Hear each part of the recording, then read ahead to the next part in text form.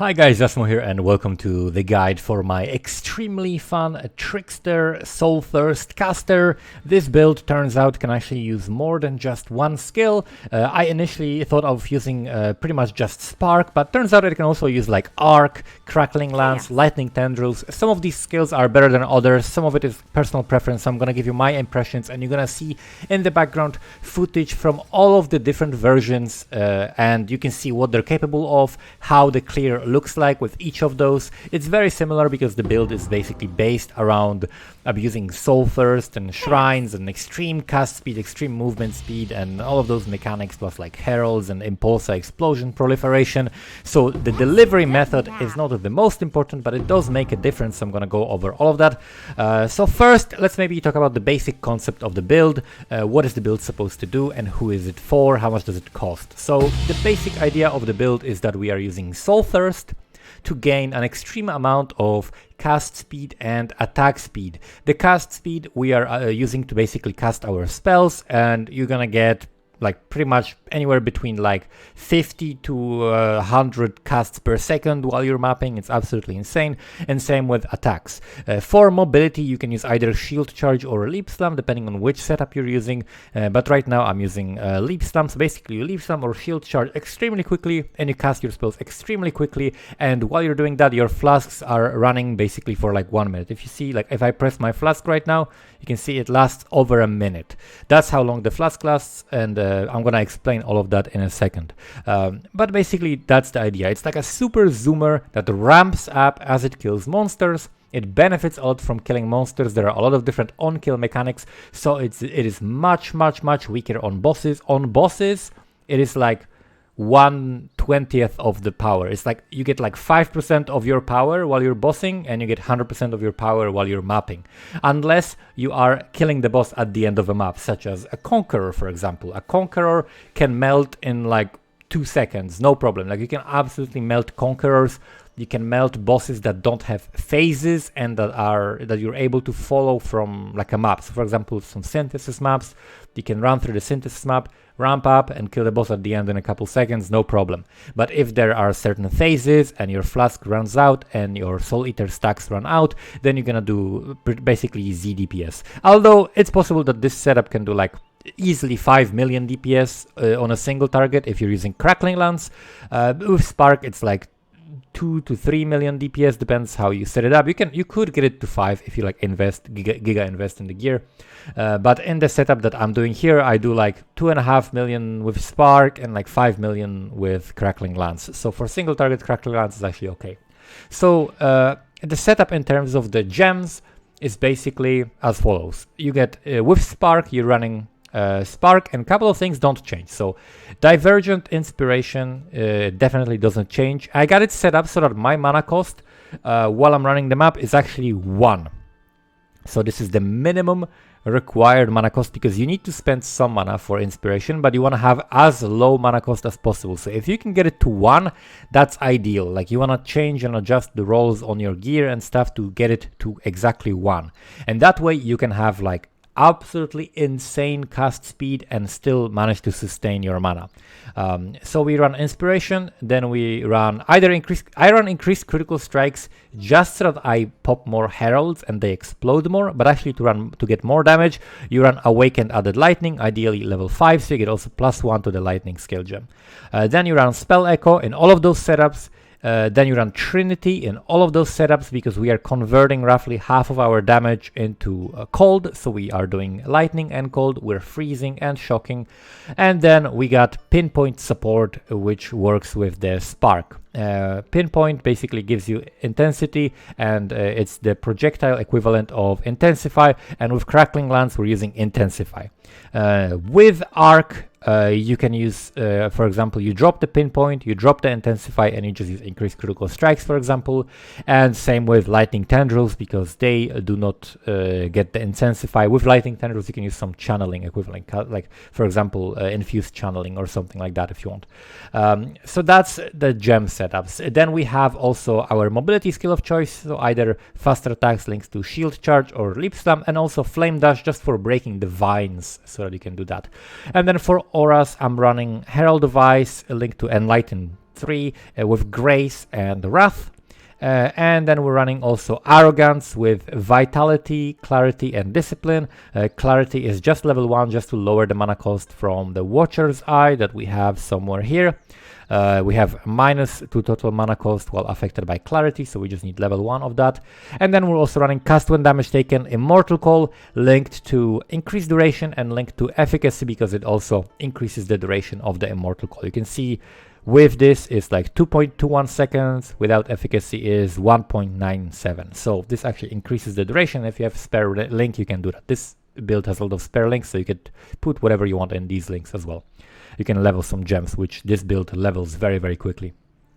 When it comes to the gear, we are running a lot of interesting mechanics here. First of all, we're running Impulsa, and Impulsa gives us the explode when we shock enemies. I have like roughly 50% crit without the increased critical strikes, I think, or maybe with it. I have like roughly 50% crit when I'm running my maps, so I'm shocking and freezing a lot. And then we also have an implicit modifier here that comes from the Searing Exarch modifier. Shocks you inflict spread to other enemies within a radius of like 12, 13, 14, depending on which tier of that you have. So we've got shock spread implicit on gloves, and then Impulsa explode. So that's how we're getting explode. Then we've got, of course, Soulthirst. For Soulthirst, the only important role is the reduced Flask effect duration. You want it 20%. Anything higher than 20% is gonna be bad for your build. And then we got, of course, the Call of Brotherhood to convert some of the lightning to cold, and we also have Voidwalker so that we can have Pierce for the spark, right? If you were just to make this build into purely a crackling lance build, then you can drop the projectile speed nodes, you can drop the Voidwalkers, and have a much better build in terms of the single target damage, and that would actually be a really good build. However, I prefer clearing with Spark. It's much better at clear. It has insane clear speed. I'm right now going to be running a bunch of Ashen Woods, and then I'm going to be running some cemeteries, and for those maps this is extremely good. Before that I was running only Strand because I was shield charging, but now with Leap Slam I can actually very comfortably run those maps as well, and it's going to be extremely fast. Like the Ashen Wood, you clear this in like 40-50 seconds, the map is cleared and you get the loot from the boss, and it's a really nice currency per hour as well. But Voidwalker are there for the phasing as well as the Pierce. Plus they give Dex as well, which is helpful for the Omniscience. So we're actually using Crystallized Omniscience into this build. I fit everything. I fit so many mechanics into this build. So we're using the Gold, the Omniscience, the Annihilating Light, Soulthirst, the Impulse, like all the flavor of the month things. Like I'm using Coruscating Elixir, but I'll talk about it in a moment. So let's now go through the Omniscience. So Omniscience basically requires that you have a lot of stat rolls on your gear, which is very difficult to do when you're running this many uniques, right? So that's why we need really nice gloves and really nice ring to compensate for that. Those are my only two rare items, so I needed to make sure that I have really nice rolls. So I got Sorcerer's Gloves because I'm going low life, so I need some energy shield. And I got basically gloves that were Sorcerer Gloves with fractured stat modifier. It was Dex. Then I spammed on it the Strength Essence until I hit also T2 Int. And with the Strength, Dex, and Int, I could basically put a Searing Exarch modifier on it, implicit, and just use these new orbs for crafting. The new orbs, which are these, the Eldritch Annulment and Eldritch Exalted orbs. So if you want to craft gloves like this, I'm going to quickly go through the process. You go for the first you fracture some stats on it, right? Because it's going to be really hard to get triple stat without it. Or you just buy off of the shop, like buy from trade gloves. They're like Sorc gloves with 50 to each stat, something like at least 50, like 150 to stats. That's what you want, right? And these rolls need to be separate, because if you get like 2 strength and int, for example, crafted from bench, that doesn't add double. Like if you have like 20 to strength and 20 to int, it doesn't add 40 omniscience. It only actually adds 20 omniscience, right? So you want like separate stat rolls. Once you get the suffixes, you basically clean the prefixes. So you basically just make sure that the Searing Exarch modifier is the dominant one, and then you annul all of the prefixes. And then what you do, you go to the bench, you craft life on it, like you just craft like a tier 1, this one, the lowest tier life on it, and then you do Exalt, right? You Searing Exalt, Searing Exarch Exalt on this. When you hit something like Energy Shield, you go again. If you don't hit Energy Shield, then you hit some trash, like, I don't know, damage to attacks. What you do is you remove from the bench, you remove the bench craft first, and then you annul. Otherwise, you're going to be wasting annuls on the crafts that you can just remove with one scour. So you remove that and you go again. Annul, craft life, Exalt again, until you hit like 1 or 2 energy shield rolls, and then you craft the remaining energy shield, whether it's percentage or flat. It's better to hit the flat from the Searing Exalted Orb, but if you hit just like 2 good percentage rolls, then you just craft the flat, and that's totally fine, right? So you want to have like at least like 100-150 energy shield on those gloves as well. You could do also other stuff on it if you want. You can do whatever you want with the prefixes, but the important stuff is like get some stats, get life or ES depending on what you go for, and then you can get the shocks. And then for the Eater of Worlds implicit, you can get either Leech, or you can get also Exposure, Lightning or Cold Exposure. Whatever you have more damage of, I guess, would be better. And then for the ring, you want to have elemental weakness on hit, because we're doing like half cold, half lightning, so elemental weakness is very good for that. And then we also want to have as many stats as we can. I bought this from trade for like 7x. It's perfect. It's honestly perfect. It has Chaos Res, which I really need on the implicit. It has 2 great rolls for stats that we increase also with the catalysts. It has out of energy shield. What is it, like T2 or something? It's a T1 energy shield roll on this, and it also has the, of course, elemental weakness on hit, and it also had an empty prefix, so I can craft the non-channeling skills have -6 to total mana cost, which is really good for my build. That allows me to get this mana cost to 1 when I have my flasks on. Crystallized Omniscience, the stats. Then we have also, of course, the goal is very self-explanatory. The enchant that you want to go for is either Wrath Reservation or Grace Reservation, some like big aura reservation. Alternatively, you can also go for these reservation nodes. And if you get this like 15% increased mana reservation efficiency of skills, maybe you don't need that, and you can instead go for like some Spark, Fires Extra Projectiles, or Crackling Lance enchant, or whatever else you like. But that's basically when it comes to the gear. Now let's go through the flasks, and how do we get our flasks to be this long? Like, how do we get our flasks to last over a minute?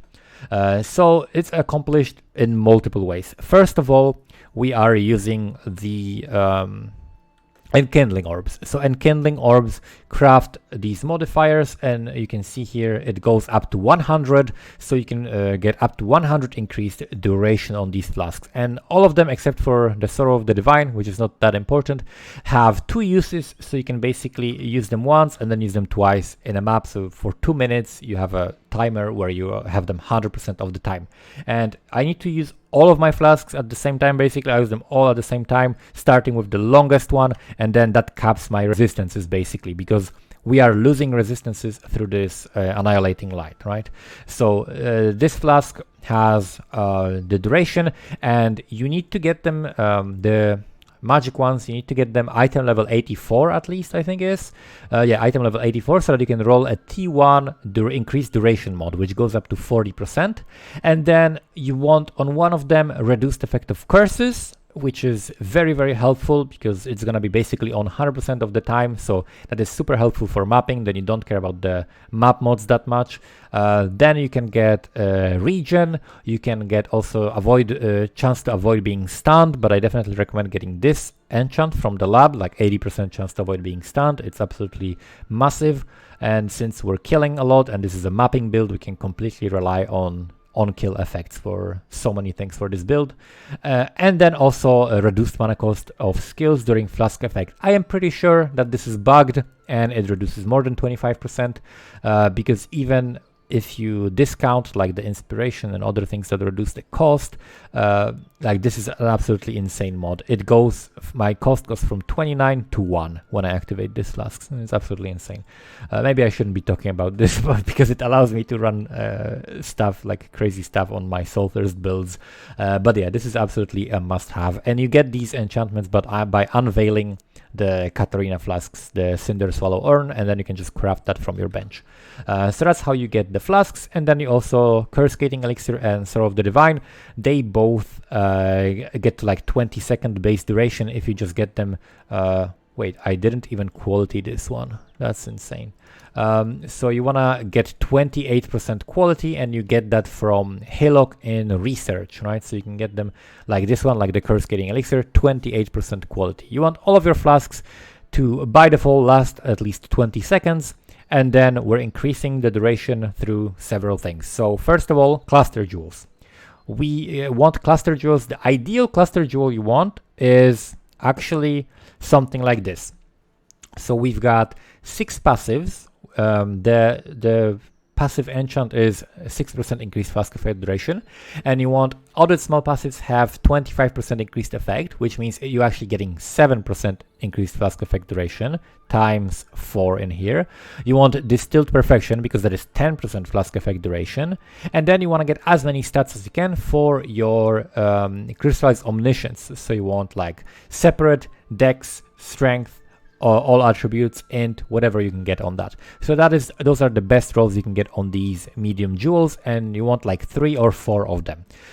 Then we are also using survival instincts, which gives us 50% increased flask effect duration, and then we're also using these nodes here, which gives us increased flask effect duration and also some flask effect, which helps to cap our res and give us more bonuses like the increased damage from this, reduced damage taken from all elements. Basically, the reduced mana cost is also increased scale by that. The regen is scaled, the reduced effect of curses is scaled, so it's very powerful cluster to get. When it comes to the flasks, that's basically it. That's how we're getting them to last this long. Now let's talk a little bit about passives. So for passives, there are several important things that you need on your tree. One thing that we're playing with Ghost Dance and with Grace. So with Grace, I have a bunch of evasion. I have like 14k evasion. It's not that much. This is a very squishy build, but we rely on freezing things and killing them in 1 second. So you can see that the tree is basically like 2 big cluster jewels, which are super important. You can look also into POE, which is going to be in the description. In the description, you can get like spell damage and arcane surge. We're hitting a unique enemy, which will be stronger for single target. We're running like a small energy shield jewel, which has energy shield and some stats on it.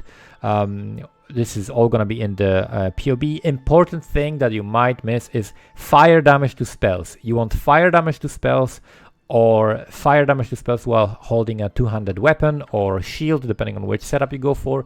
You need the fire damage to spells in order to ignite, because with 2 of the sadist nodes, that is going to give you 40% increased elemental damage, which is a massive buff. If you don't ignite, you lose that completely. So you want to make sure that you have some like Hypnotic Eye Jewel with stats, as many stats as you can, energy shield, and then fire damage to spells. We're running also energy from within here with like some chance to avoid being ignited. If you can have chance to avoid being ignited, or also this Pantheon here, less duration of ignite on you. If you can have those enchants on your cluster jewels, that would be amazing, because ignite is basically like the only thing that is dangerous for this build, as with most builds, because you deal with shocks with the Pantheon mostly. Actually, you don't deal with shocks with Pantheon mostly. Actually, I don't deal with shocks on this build. That's true. I do deal with freeze and chill through the Pantheon here. What else about the passives? We're picking Ghost Reaver so that we can leech. This gives us the regen. We're running like a level 16, I think, vitality. So we've got a bunch of regen, and with this flask, you can see here, we got, what do we get? Like, when I'm moving, it's more actually, right? It should be more if I'm moving. Isn't it more? Oh, during flask effect. So right now, wait, why is it not working? I should be getting 3% of live regen during flask effect. What if I do this? Okay, if I'm using this flask, I got 134 regen. We get some regen. We also increase that regen when we're killing. You get like 50% increased regen when you're killing stuff through Patient Reaper. The passives in terms of the ascendancies are basically this: Escape Artist for some energy shield and evasion. We've got Swift Killer for charges, Harness the Void for extra damage, and then Patient Reaper for a lot of recovery. And this also, the increased recovery rate of life mana and energy shield if you killed an enemy recently is also something that is enabled by that ignite that we have. So that's basically it, I think. You're gonna find everything else in the description. It's very tricky to fit the crystallized omniscience into the build because we're using the annihilating light, so we have our resistances reduced like crazy and we cannot run resist gear, but the flasks handle everything, and you might need to fit like some extra strength, dex or int, or like extra resistances on your jewels, so pay attention to that. Also Replica Conqueror's efficiency reduces the mana cost as well as the Watcher's Eye, right? So the Watcher's Eye, the only important mod on that is the reduced mana cost. That's the only thing pretty much I care about. Everything else is optional, so get some damage, get some defense, get whatever you want on that. And that's basically it. I'm gonna leave you with some maybe extra footage of mapping because I was talking and showing a lot of things, so there was no like that much time to show the footage, but you can see some extra footage of mapping and see how the build performs. It's extremely fun. It's like super fast mapper. You can do maps in less than 1 minute, and there is a lot of currency to be made doing that. This league, definitely one of the better and easier strategies to run and more fun actually. It's a super fun build, but if you don't have the budget, I would say like 20x to get started with this build, 30 and 40 to get it, like 40x or something like that to get it to this state, where with like divining, like buying divines to increase your stats on the items to make the omniscience easier and so on. So something like 30-40x to get this all going and you're gonna be set. If you don't have like at least 20x, you probably should not be playing this build, or maybe play it with some like make some like easier version of it without the omniscience or maybe without the annihilating light. The other option that I showed is with the void battery and the shield, right? So void battery with reduced attribute requirements for omniscience, and then +1 to power charge shield with strength, dex, int, and as much energy shield as you can is the other option, and you're gonna be shield charging. Shield charging is super fast. It's a little bit faster for strand, but you're gonna see even with leap slam it's extremely fast, and leap slam allows you to not get stuck on pebbles, which is definitely feels good. Thank you guys for watching, and see you next time.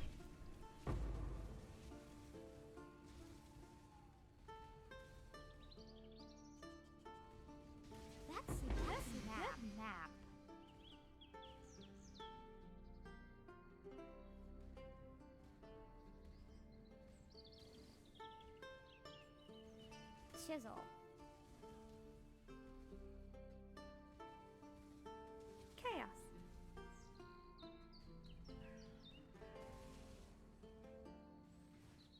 That's a chisel. Good map.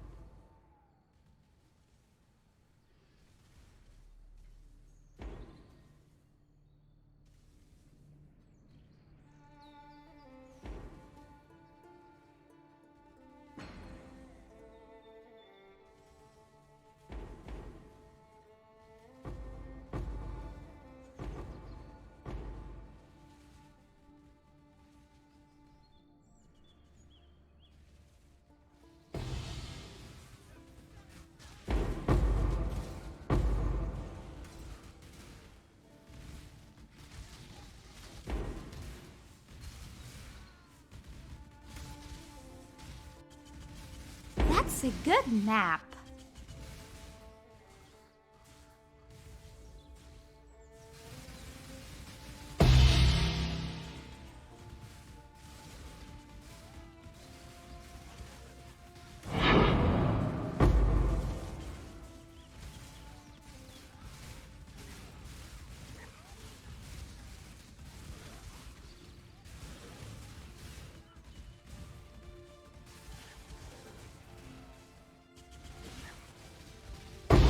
Good map.